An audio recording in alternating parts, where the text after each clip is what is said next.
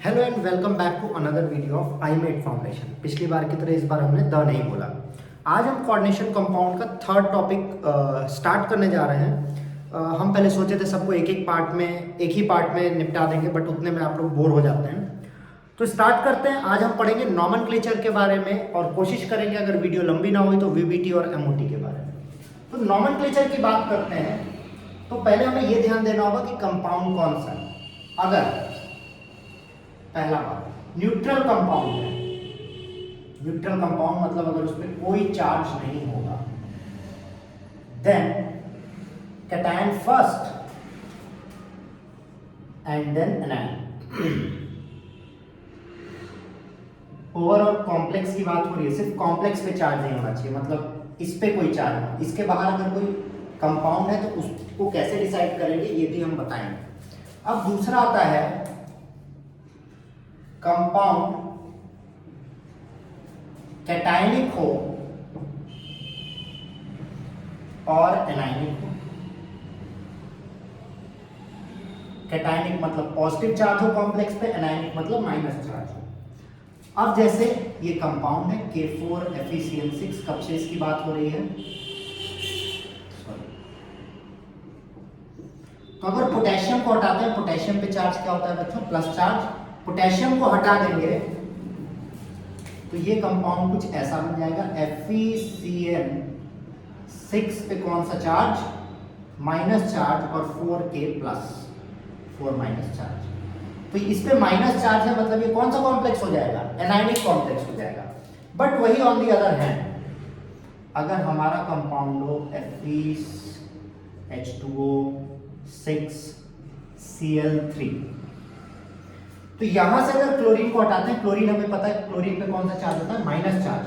तो इस कॉम्प्लेक्स पे प्लस चार्ज आ जाएगा, तो ये क्या हो जाएगा? Cationic complex. तो ऐसे हमें डिसाइड करना है कि कैटायनिक कॉम्प्लेक्स है या एनायनिक कॉम्प्लेक्स है। अब कुछ कॉमन चीजें बात करते हैं। लिगेंड्स नेम, लिगेंड का जो भी नाम होगा, ligands name and with O। Ligands के नाम के बाद हमेशा O लगेगा। जैसे कि यहाँ पे साइनाइड है तो साइनो लगेगा।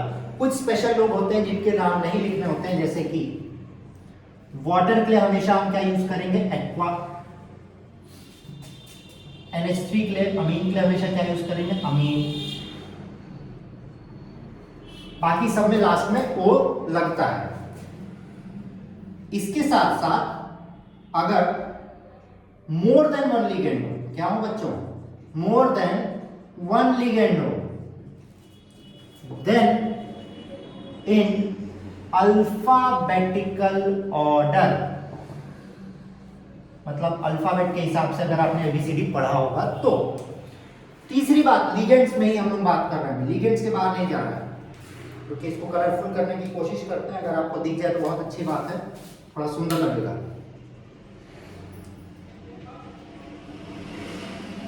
बुलेट पॉइंट्स, चलिए लिगेंड्स को नंबर से दिखाते हैं, मतलब प्रीफिक्स लगेगा, प्रीफिक्स इन लिगेंड। अगर एक है तो मोनो, दो है तो डाई, तीन है तो ट्राई, चार है तो टेट्रा, देन पेंटा, हेक्सा। इस तरीके से हमें प्रीफिक्स लगाना पड़ता है। इसको अंडरलाइन कर देते हैं ताकि फिर से क्या लगे? सुंदर। डबल अंडरलाइन करते हैं ताकि क्या लगे? डबल सुंदर। चलिए और बुलेट पॉइंट बनाने की कोशिश, आपको दिखाने की कोशिश कि मेरे पास मार्कर है कलर के। अगर लिगेंड इज एम्बिडेंटेट, लिगेंड क्या है? एम्बिडेंटेट है,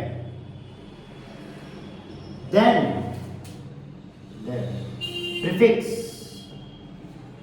एम्बिडेंटेट, देन, और अगर उसमें नंबर भी है, एम्बिडेंटेट है और उसमें नंबर है, तब मोनो डाई डाई टेट्रा नहीं, बिस, दो के लिए लगेगा बिस, तीन के लिए लगेगा ट्रेस, चार के लिए लगेगा टेट्राकिस, और इसके बाद पेंटाकिस, हेक्साकिस, किस लगता जाएगा। और अगर आप नहीं पढ़ेंगे तो किस नहीं डस हो जाएगा, आपको डस लेगा, आपके 10 मार्क्स काट लेगा। तो ये है लिगेंड को नाम करण करने का तरीका। यहाँ कोई दिक्कत लिगेंड में किसी को नहीं? बहुत बढ़िया, जैसे कि हम लाइव क्लास ले रहे हैं, हम पूछ रहे हैं, किसी को नहीं। चौथा पॉइंट जो हमें ध्यान देना है, अगर एनायनिक तो कोई दिक्कत नहीं, अगर complex is what? Anionic. Complex क्या है बच्चों? एनायनिक है। एनायनिक कैसे पता चलेगा? उसमें 2 मेटल होंगे, एक बाहर और एक अंदर की तरफ। तो यहां पे लिखते हैं क्योंकि यहां पे आपको चमक रहा है। देन 8 सफिक्स इज एडेड किसमें? To central metal atom. मेरे हिसाब से यहां पर कोई दिक्कत नहीं होनी चाहिए। क्या बोले हम? अगर 2 मेटल है तो जो सेंट्रल मेटल एटम है उसमें 8 लगेगा। जैसे कि इसका नाम पहले, सबसे पहले कौन किसका नाम लिया जाता है? Ligands. Ligands are named first. यहां पे लिख देते हैं 5वें पॉइंट में, लिगेंड्स आर नेम्ड फर्स्ट। जब तक कि वो एनायनिक कॉम्प्लेक्स ना हो तो इसका नाम हम आपको बताते हैं। देखिए इसमें एनायनिक है तो पहले मेटल को देखेंगे, पोटेशियम।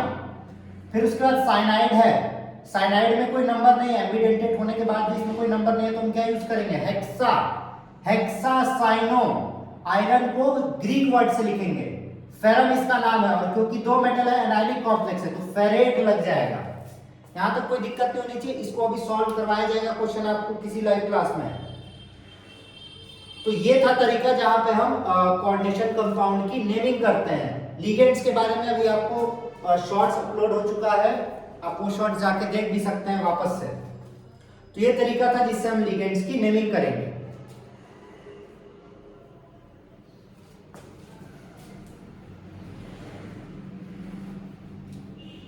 आई होप आप लोग ने छाप लिया होगा, कॉपी कर लिया होगा।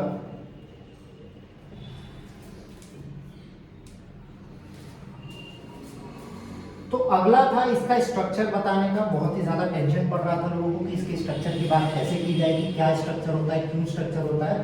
तो 2 थ्योरी आई। पहली थ्योरी थी वीबीटी जिसे कहा गया वैलेंस बॉन्ड थ्योरी, और दूसरी थ्योरी थी एमओटी जिसको कहा गया मॉलिक्यूलर ऑर्बिटल थ्योरी। तो थोड़ा सा इसका आइडिया दे देते हैं इस वीडियो में वैलेंस बॉन्ड थ्योरी का। Valence bond theory, valence bond theory ने कहा था कि वैलेंस शेल में जो बॉन्डिंग होती है वो 2 टाइप की होती है, या तो लोन पेयर और या तो बॉन्ड पेयर। और किसी भी कंपाउंड का स्ट्रक्चर डिसाइड होता है इनके रिपल्शन से। सबसे ज्यादा रिपल्शन होता है, सबसे ज्यादा रिपल्शन होता है कहां पे? लोन पेयर, फिर लोन पेयर बॉन्ड पेयर, फिर बॉन्ड पेयर। ठीक है, और इसी के हिसाब से स्ट्रक्चर देखा जाता है। अगर सिंपल स्ट्रक्चर की बात करें तो अगर कोई कंपाउंड AB2 टाइप का है तो लीनियर कहा गया इसको। AB3 टाइप का है तो ट्राइगोनल प्लेनर कहा गया इसको। यहां पे लोन पेयर की बात नहीं हो रही है बच्चों। AB4 है तो टेट्राहेड्रल कहा गया इसको। ये आपको स्ट्रक्चर ऑफ एटम में बताया जा चुका है, कैसे स्ट्रक्चर था, क्या स्ट्रक्चर था, बट यहां आपको फिर बताने की कोशिश करेंगे। AB5 है तो ट्राइगोनल बाइपिरामिडल, और अगर AB6 है तो ऑक्टाहेड्रल होगा। तो ये स्ट्रक्चर उन्होंने बताया था कि ऐसा ऐसा स्ट्रक्चर होता है। अब हम इसी में इन दोनों को पढ़ेंगे, AB4 AB6, और हम लोग हाइब्रिडाइजेशन के बारे में भी पढ़ेंगे कि हाइब्रिडाइजेशन क्या होता है। AB2 के लिए हाइब्रिडाइजेशन जो हम जनरली देखते हैं वो sp देखते हैं, इसके लिए sp2 देखते हैं। इसके लिए sp3 देखते हैं या फिर dsp2 देखते हैं, ये आपको याद रखना है नेक्स्ट वीडियो के पहले। इसके लिए sp3d देखते हैं, इसके लिए sp3d2 देखते हैं या d2sp3 देखते हैं। तो हम जनरली इन दोनों के बारे में पढ़ेंगे, क्यों कहीं पे sp3 और कहीं पे dsp2 और क्यों पहले d ऑर्बिटल बाद में और d ऑर्बिटल पहले इस्तेमाल किया जाता है। टेट्राहेड्रल और ऑक्टाहेड्रल स्ट्रक्चर के बारे में हम लोग पढ़ेंगे, फिर इसको हम लोग एक्सप्लेन करेंगे MOT से। मिलते हैं आपसे नेक्स्ट वीडियो में। लाइक शेयर सब्सक्राइब करना ना भूलें। मिलते हैं, साइनिंग ऑफ, बाय बाय।